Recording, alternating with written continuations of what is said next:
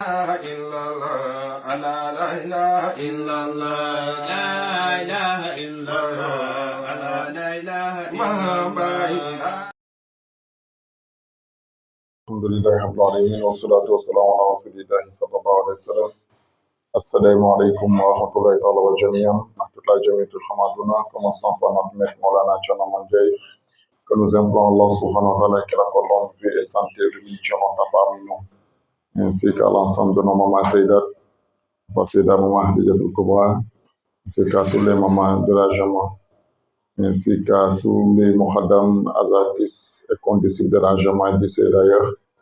Inch'Allah, et tous ceux qui sont ici présents, Inch'Allah, à la Jama de Côte d'Ivoire, particulièrement à la Jama de Gagnoa.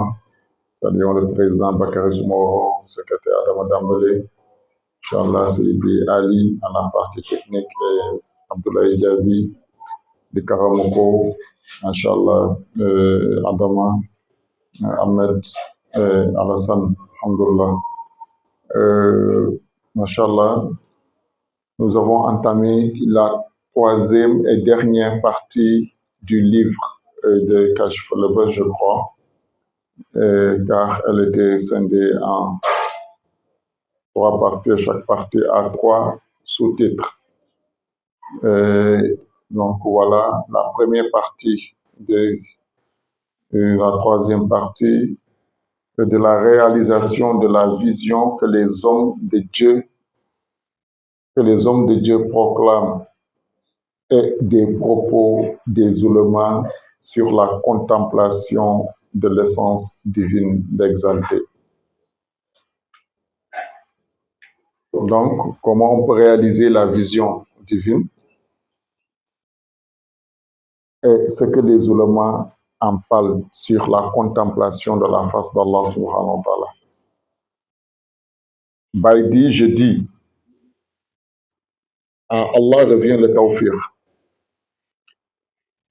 Et c'est lui qui, par sa bonté, guide vers le droit chemin. Sache que les hommes, dans leur jargon, termes techniques, tiennent des propos dont le sens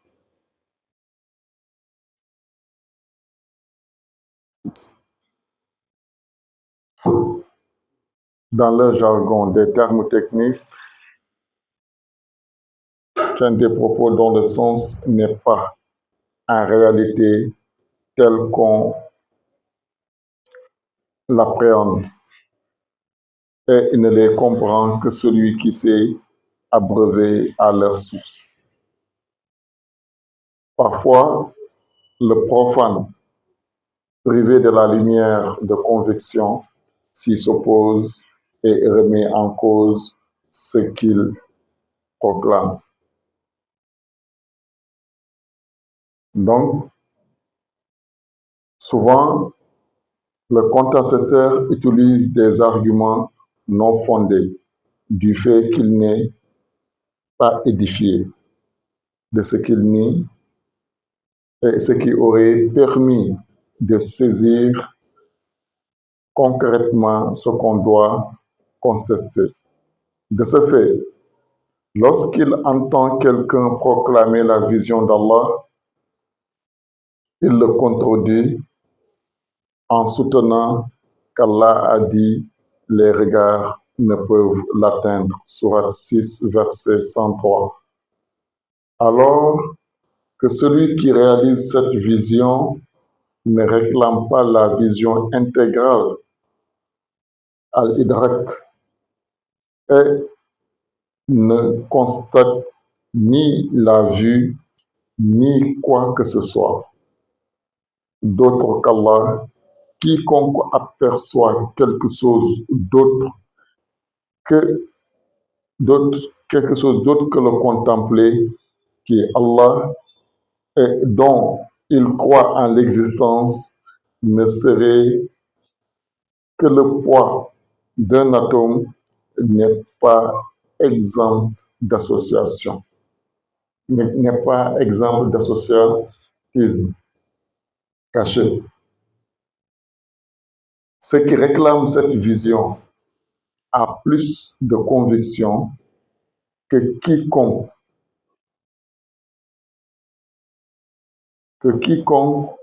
que les regards ne l'atteignent, ne le cernent, et que c'est plutôt lui qui cerne les regards. Parfois, le négateur munkir prend comme argument la parole d'Allah, tu ne me verras pas. Alors que la parole ci, tu ne me verras pas, et sa parole là, tu me verras, ne sont pas opposés, comprendre. Donc voilà avec quoi Maulana Cheikh Niass a introduit sur le fait de voir Allah et ne pas voir Allah, ce qui suscite beaucoup de débats. Et il vient expliquer qu'est-ce qu'est la vision d'Allah subhanahu wa ta'ala. Dès que la plupart des personnes ils pensent que pour voir Allah subhanahu wa ta'ala, c'est un face-to-face. Je pense que la vision d'Allah subhanahu wa ta'ala, c'est un face-to-face. La personne est là et Allah est là. Il est en train de voir Allah subhanahu wa ta'ala. Donc, cela, ils prennent des arguments en disant que Allah subhanahu wa ta'ala a dit que la vision ne peut l'atteindre. Qu'est-ce qu'il veut dire par là? La vision ne peut le cerner, lui, Allah subhanahu wa ta'ala. Voir Allah dans sa totalité, c'est impossible. C'est ce que Allah veut dire. Mais cela n'enlève point le fait de voir Allah subhanahu wa ta'ala. Mais cerner Allah, c'est ça qui est impossible. Un être humain même, toi-même pour ta propre personne, te cerner, te voir ta totalité, c'est impossible. Il y a d'autres même, il y a des parties en eux, c'est sur leur propre corps. Ils vont vivre toute leur vie jusqu'à ils vont mourir, ils ne vont pas voir dans cette partie-là. Or que c'est pour toi, c'est ton corps même, tu vas le voir. En plus forte raison, mais Allah subhanahu wa ta'ala, dans ta propre maison, dans ta propre chambre, il y a des lieux que tu ne vas pas arriver. Il y a des lieux que tu ne verras jamais. En plus forte raison, la ville dans laquelle tu habites, en plus forte raison, le pays dans lequel tu habites, en plus forte raison, le continent dans lequel tu es, en plus forte raison, le monde dans lequel tu vis, en plus forte raison, l'univers dans lequel tu es. Et Allah est plus grand que tout ça. Si tu ne peux pas cerner tout cela, or que voilà, ça est devant toi, tu n'arrives pas à cerner, voir ça en totalité. Comment maintenant tu pourrais voir Allah subhanahu wa ta'ala dans sa totalité? Et d'autres utilisent l'argument, comme il a dit, en disant que Allah subhanahu wa ta'ala a dit à Moïse, tu ne me verras pas. C'est-à-dire que le fait qu'il a dit à Moïse que tu ne me verras pas, et il a donné une condition. Hein? Il a dit, observe la montagne, unzur ila al-jabal, et je vais me magnifier en cette montagne. Si cette montagne demeure toujours à sa position, ça veut dire que tu me verras. Si elle ne demeure pas à sa position, c'est que tu ne me verras pas. Et Allah s'est manifesté sur la montagne. Donc, ça veut dire, chaque fois que tu donnes quelqu'un une condition, la condition enlève la négativité qui l'a précédée. Si tu dis à quelqu'un, je viens jamais chez toi, sauf ou bien à condition que tu m'invites. Je viens jamais chez toi, ça veut dire que je ne vais jamais venir chez toi. Mais dès que tu dis sauf ou bien à condition que tu m'invites, ça a effacé que je ne vais jamais venir chez toi. Donc ça veut dire que je peux venir chez toi, mais à condition. Tu ne me verras pas. Mais walakin, à condition.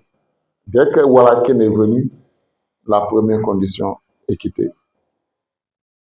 Tu walakin, unzur ila jabal, regarde la montagne. Si elle demeure à sa position, c'est que tu me verras. Donc ça veut dire que c'est possible. Si ce n'était pas possible, Allah n'allait pas le dire si la montagne demeure à sa position. Il dit donc, si elle demeure, tu me verras. Donc le fait, c'est ça, il avait expliqué. Premièrement, Allah dit, tu ne me verras pas. Pas fini, la parole, il a terminé par, tu me verras. Il dit, les deux là ne se contradisent pas. Qui ne me verra pas là et qui me verra là ne me contradisent pas. Seulement à la condition dans laquelle Moussa voulait le voir, c'est ça qui n'était pas possible en Dieu. Moussa ne pouvait pas être là et Allah est là dans cette contemplation qu'il demandait et le voir. Pour le voir, il faut qu'il s'anéantisse, lui Moussa, jusqu'à rien n'existera plus,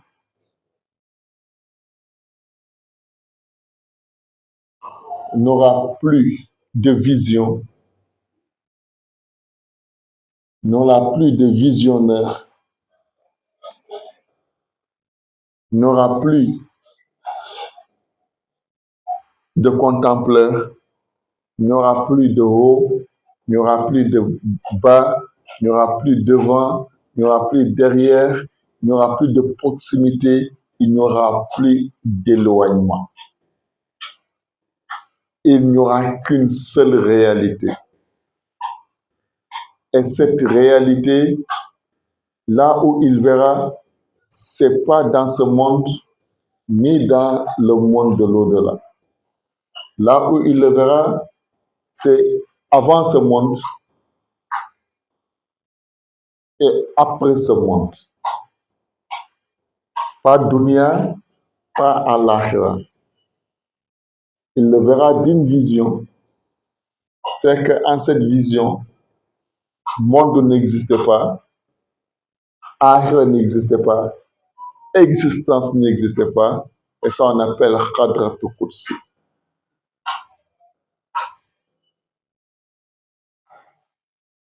Allah va le ramener, va remonter, va le jeter dans son essence existentielle.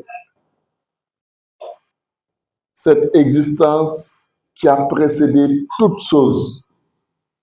Si on accepte que c'est Allah qui a tout fait exister, c'est lui qui a tout créé, il y avait un moment que seul Allah existait et rien d'autre n'existait.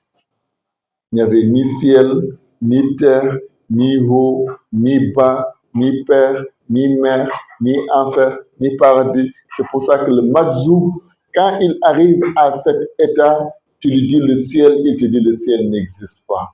La terre, il n'existe pas. La lune n'existe pas. Le soleil n'existe pas. Le paradis n'existe pas. L'échange n'existe pas. Tout ce que tu dis n'existe pas. Qu'est-ce qui existe? Allah. Tu dis toi-même, il te dit moi-même, je n'existe pas.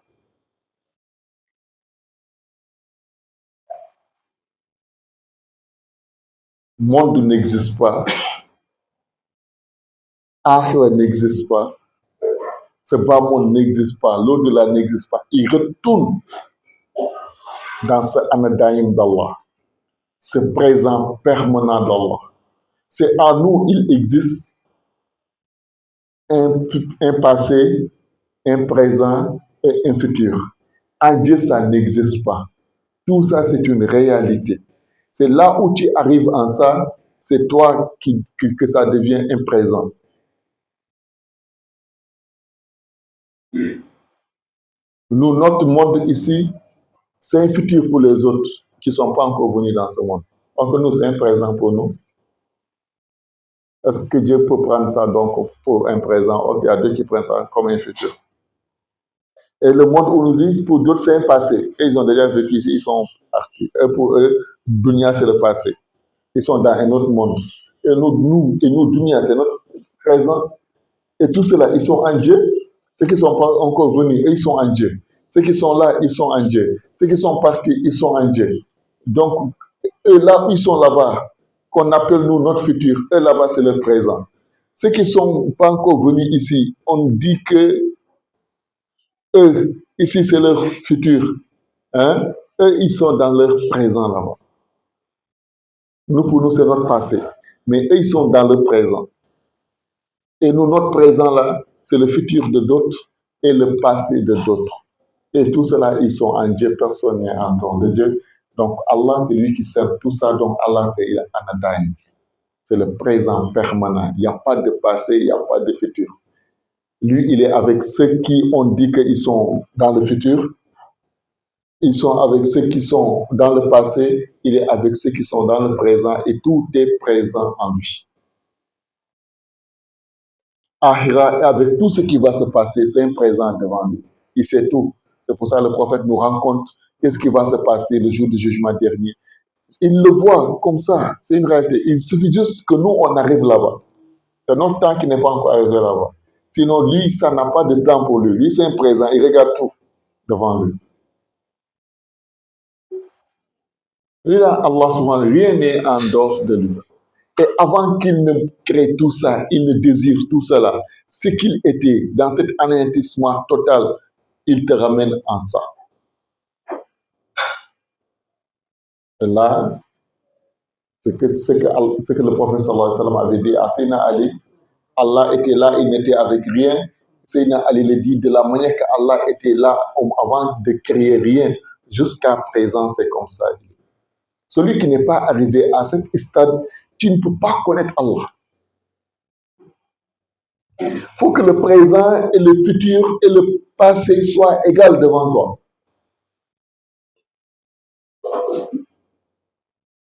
Et lorsqu'il était dans cette station, il a connu Allah.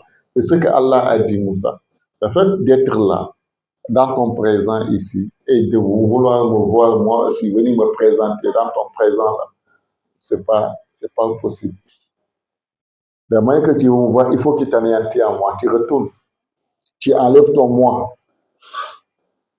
Et tu l'anéantis dans le véritable moi. Tu fais le revenir à moi. Car ton existence n'est qu'une illusion. La réalité, ce n'est personne d'autre que moi. Il faut que donc tu enlèves l'illusion et que tu laisses la place à la vérité. Et si la vérité est là, qui verra la vérité? Quand Moussa sait que lui, Moussa, il est une illusion. Et la vérité, c'est Allah. Donc, quand la vérité apparaît, le mensonge disparaît. Et le mensonge après disparaît.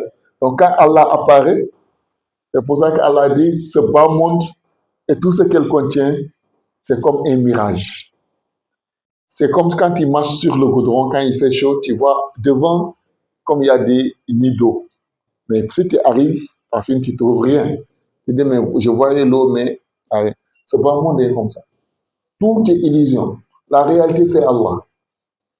Donc, dès que tu arrives à la réalité, toutes les illusions disparaissent et Allah seul demeure. Ça a été mon seul de se rapprocher de ma vie, mes frères, jusqu'à ce que moi, Allah, je l'aime. Si je l'aime, je le deviens.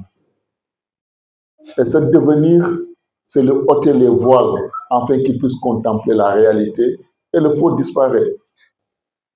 C'est comme les ténèbres. Les ténèbres n'existent pas. Là. Les ténèbres n'existent pas. Les ténèbres, c'est par l'absence de la lumière. Si on atteint la lumière, surtout si la devient noire, mais est-ce que ce noir-là existe? Il n'existe pas, mais on le voit. On voit ce noir. Mais la réalité n'existe pas. Parce que la lumière, elle est absente. C'est pour ça que les ténèbres sont là. Dès que la lumière apparaît, les ténèbres disparaissent. Allah nuru samawati wal ard. Allah, il est la lumière des cieux et de la terre. Donc, dès que cette lumière qui est la vérité apparaisse, tous les ténèbres disparaissent. Le faux. Donc, c'est pour ça il dit, Ja al-haq wa zaq al-batil. Le mensonge, la vérité s'est manifestée et le mensonge a disparu. Et il dit, Tcherno même dit, ça veut dire que le mensonge n'a jamais existé. Elle n'a même pas disparu, elle n'a jamais existé, elle n'était que illusion. Et tout autre qu'Allah, c'est comme ça. Donc dès que tu vas découvrir ça, tu vas penser que ton illusion que tu pensais pouvoir voir Allah, ton illusion là n'existe pas. Donc maintenant, si l'illusion disparaît, qui reste là, c'est la vérité. Et la vérité, c'est qui?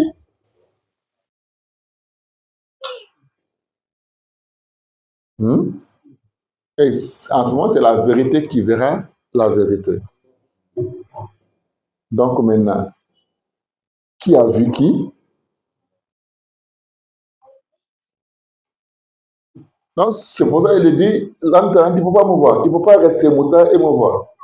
Donc il faut, pour pouvoir me voir, il faut quitter dans ton Moussa là. Et quand tu quittes dans ton Moussa là, c'est moi qui sera là.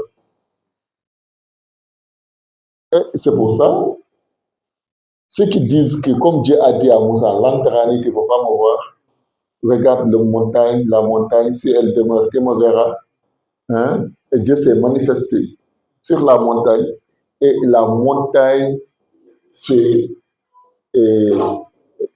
comment? Pulvérisée. Hein? Et du moment que la montagne s'est pulvérisée, Moussa s'est évanoui. Et au moment que Moussa s'est relevé, il dit, j'atteste que je suis le premier des croyants. Donc Moussa ne croyait pas avant qu'il était prophète. Il ne croyait pas avant qu'il était prophète. Mais c'est évanoui, il lève, il dit, je suis le premier des croyants. Qu'est-ce qu'il a vu?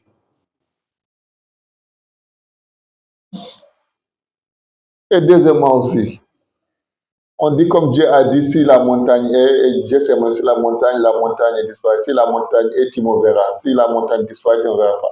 Mais la montagne est toujours là. Tour Sinaï, elle est toujours là. Comme Dieu a dit, si la montagne demeure, tu me verras. Et la montagne est toujours là. C'est que Moussa l'a vu. Mais le problème, Dieu dit que la montagne s'est pulvérisée. Comment la montagne s'est pulvérisée maintenant? Or que Dieu, tout ce qu'il dit, c'est la vérité. Allah dit la montagne s'est pulvérisée. Et la montagne, elle est toujours là. C'est là que les gens doivent se poser la question. Pourquoi Dieu a dit la montagne est pulvérisée et la montagne est toujours là? Allah dit, nous nous adressons aux doués d'intelligence.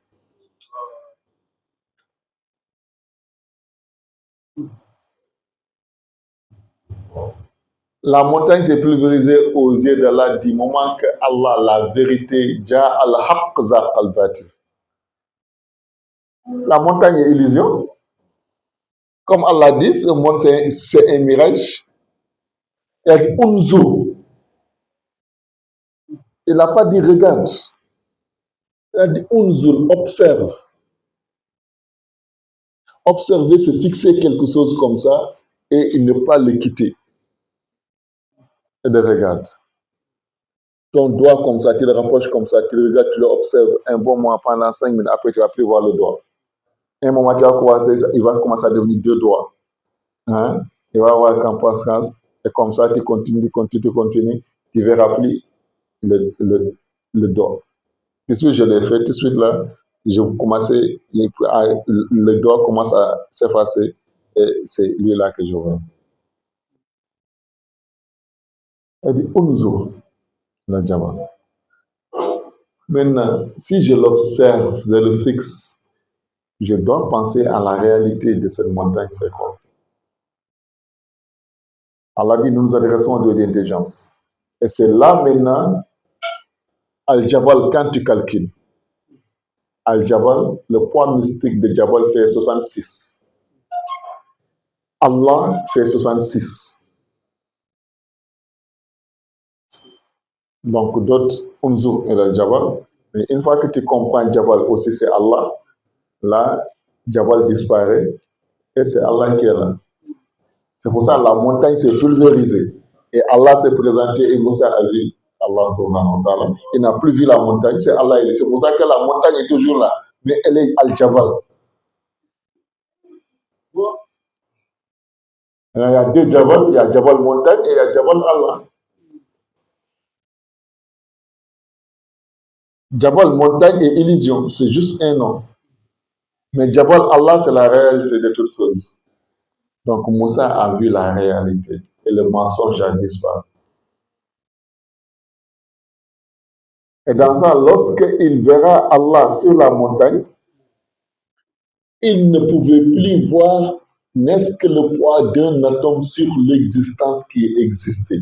Quand Allah se manifeste, toute l'existence disparaît. C'est pour ça qu'il dit, dès que tu contemples Allah et que tu crois qu'il existe encore dans l'existence, n'est-ce qu'un poids d'un atome, on dit que tu es encore dans le shirk caché,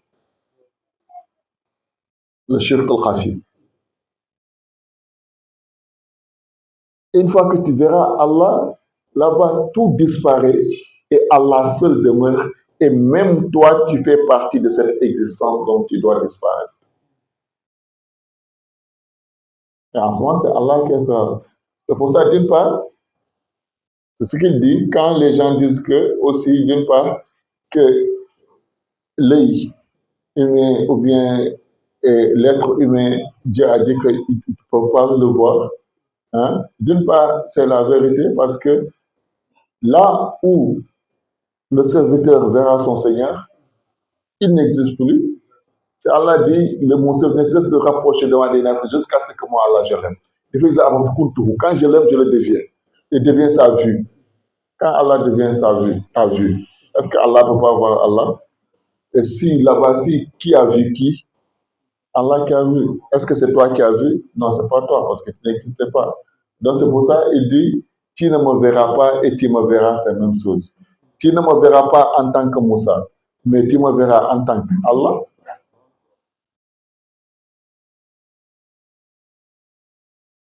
Si la montagne demeure, si Allah se manifeste, et par là, partout Allah se manifeste, c'est Allah qui va demeurer là-bas. Allah, c'est la vérité. Quand la vérité a parlé, le mensonge disparaît. Donc voilà, c'est ce que les gens disputent. Les gens disent qu'Allah dit que l'œil ne peut pas te... Ce qu'il dit, il dit l'œil ne peut pas le cerner. Mais il n'a pas dit qu'il ne peut pas le voir. Donc Allah parle de deux intelligences. Là, tout pour ça, absent. Il dit que l'œil ne peut pas le cerner, idrak, tout regarder Allah dans sa totalité. Comme je regarde Mohammed comme ça, je le vois du haut en bas. Hein? C'est impossible pour Allah. Car Allah n'a ni de début, n'a ni de fin, n'a ni de limite, rien ne le cerne. Allah est plus grand que la Côte d'Ivoire. On ne peut pas regarder, mais gagnons même, pas être dans gagnant et voir tout gagnant. En plus de raison la Côte d'Ivoire, en plus de raison l'Afrique, en plus de le monde. Et Allah est plus grand que tout ça. Alors Allah dit, l'œil ne peut pas le cerner, le voir en totalité, mais on peut le voir. On dit Allah subhanahu wa ta'ala. Donc voilà, Inch'Allah, dans cette première danse, l'introduction de Cheikh Ibrahim, on va se limiter ici aujourd'hui, jusqu'à demain, Inch'Allah ta'ala. Allah ta'ala, alhamdulillah, ta'ala.